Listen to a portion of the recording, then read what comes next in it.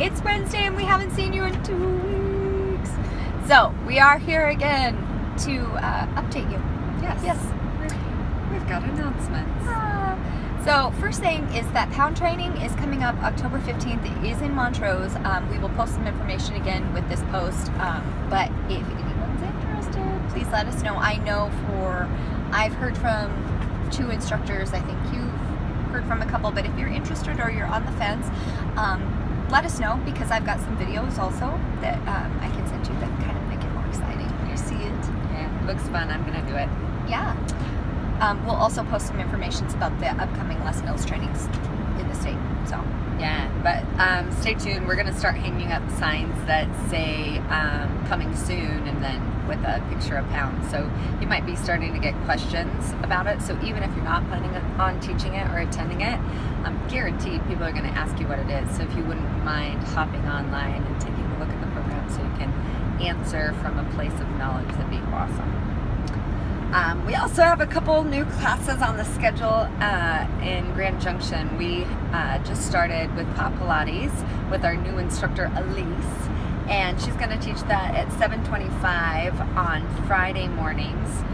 She's a brand new instructor, so if you can give her some love and maybe attend that class to get a feel for what it entails, that'd be great. I know many of you experienced it at Fitness on the Rocks this year, but should be a good program. We've had a lot of demand for Pilates, so I think it'll be a good addition to our schedule. We're also going to put Body Step on in a 45-minute format on Thursdays at 1 with Marin. We did some trial classes. She subbed for Body Attack while our attack team was out of town this summer and had good response. So hopefully we can get some turnout for those spots as well. But yeah, it's always fun to add new programs onto the schedule. So that leads us to the new instructors. As Trey mentioned, Elise will be joining us for Pop Pilates. And we're going to be really honest because we can't remember if we introduced Ariel and Elizabeth. But we're so excited about having them on. We might just introduce them again. Twice. Yeah. So Ariel is, she has been subbing a ton for Donna as Donna's been out, and she does silver sneakers. She also does water aerobics, and she's great. Yeah. And then Elizabeth, or Liz, is wild. And I love her. She is. I've known Liz for a while. I can say that. And she is a spin instructor. So come check out their classes if you want to, or just give them a little wave or a hi. And definitely, if they teach the same programs you do, then add them to your contact list ASAP. That's right. So launch. So we are going to do something different. We're shaking it up. Yeah. Shaking it up a little. So instead of launching and making it launch week, we're going to launch a quarter. Don't let that frighten you. Yes. Because what we're going to do is we're going to separate the programs. Yay! So our brains will explode. Guess what, everyone who teaches 4 programs? You can breathe. Yeah. We're going to launch one program at a time. We're going to give each program its due amount of love. Yeah. What we're seeing happen, we actually, when we first opened the gym, this is how we started launching programs, and it was really nice because many of us were teaching multiple formats. What seems to happen is we're just catering to our regular attendance, which is fine. Like, of course, our regulars like the new material, but we really want to encourage new participants to try the classes and to step out of their comfort zone of classes. And I feel like when we're launching all in the same week, they go to their class, but even our instructors aren't able to attend other people's launch classes because they're so overwhelmed with their own workload. So we're really trying to separate each program to boost attendance, to highlight and focus and educate on different programs, and to hopefully encourage instructors to attend and bring people with them to programs that they don't normally attend. So that's the goal. So I'm hoping that with that switch, we also see some big benefit from that change. Yeah. So be ready for that. And I know the Les Mills people are thinking, but we haven't even gotten our new stuff. That's okay. We're just letting you know that that's the way it's going to go, so that we are all on board and all ready for that when it comes. Yeah. Okay? Yeah. Also, speaking of programs and people, we had a bunch of instructors who went to ZenCon. Woo! Yay! So thank you guys, because as you know, it's good to upskill. Yeah, it Or is. upscale. And we really appreciate that you love what you do so much that you want to continue to grow in your program. Thank you so much. It was cool to see your posts and Yeah. just awesome. Loved your energy. It was great to see you having fun. And I've already heard from one of you, and I know you're on fire to teach.